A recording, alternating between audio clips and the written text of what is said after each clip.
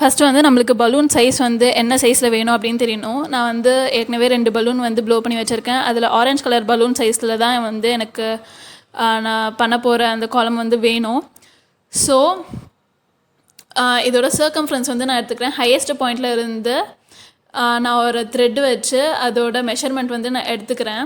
இதுதான் அதோட மெஷர்மெண்ட். இதை வந்து நம்ம மெஷர் பண்ணி எவ்வளோ இருக்குன்னு பார்ப்போம்.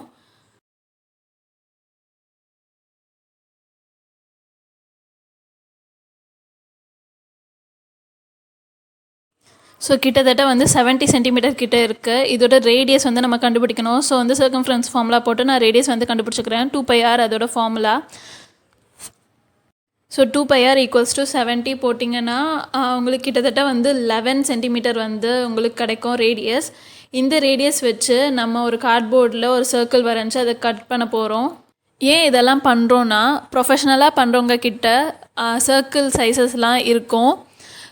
இப்போ நம்ம வீட்டில் இருக்கிறதுனால அதெல்லாம் இல்லை. அதனால் நம்ம இப்படி சைஸ் எடுத்து கட் பண்ணிக்கிறோம். இது ஏன்னா எல்லா பலூன் சைஸும் ஒரே சைஸில் இருந்தால் தான் பார்க்குறதுக்கு பர்ஃபெக்டாக இருக்கும். அதனால தான்.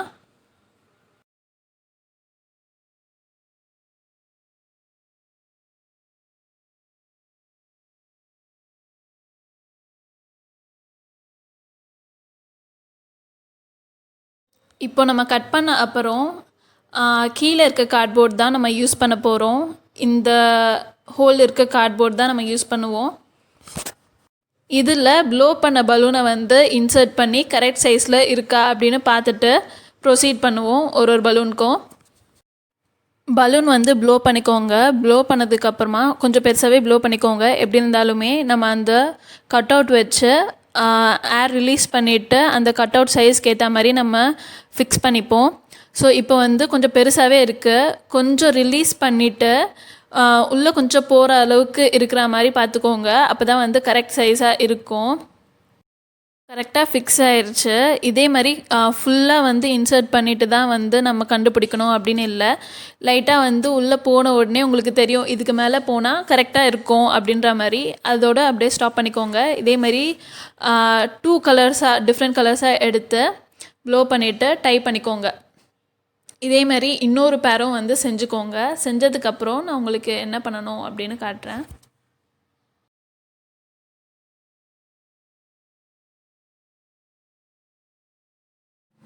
இப்போ 2 பேர் எடுத்தாச்சு. இதை வந்து நம்ம க்ராஸாக வச்சு சுற்ற போகிறோம்.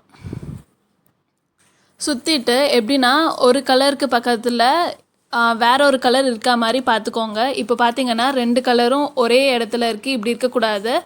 இதை வந்து ட்விஸ்ட் பண்ணி ஆல்டர்னேட்டிவ் கலர்ஸாக இருக்கிற மாதிரி பார்த்துக்கோங்க.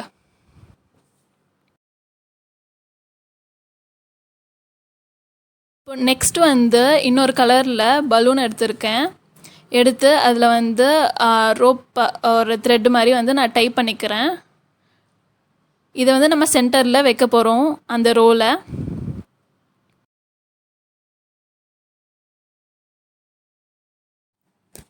ரோவோட சென்டரில் வச்சுட்டு ரேண்டமாக வந்து அந்த த்ரெட்டை வந்து சுற்றிக்கோங்க.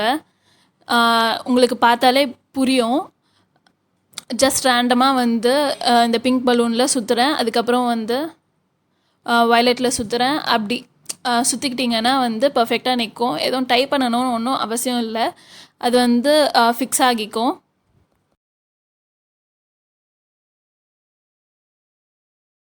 எக்ஸ்ட்ரா த்ரெட்டை வந்து கட் பண்ணிவிட்டு உங்களுக்கு எங்கே வந்து ஃபிக்ஸ் பண்ணணுமோ டபுள் டேப் போட்டு ஃபிக்ஸ் பண்ணிக்கோங்க.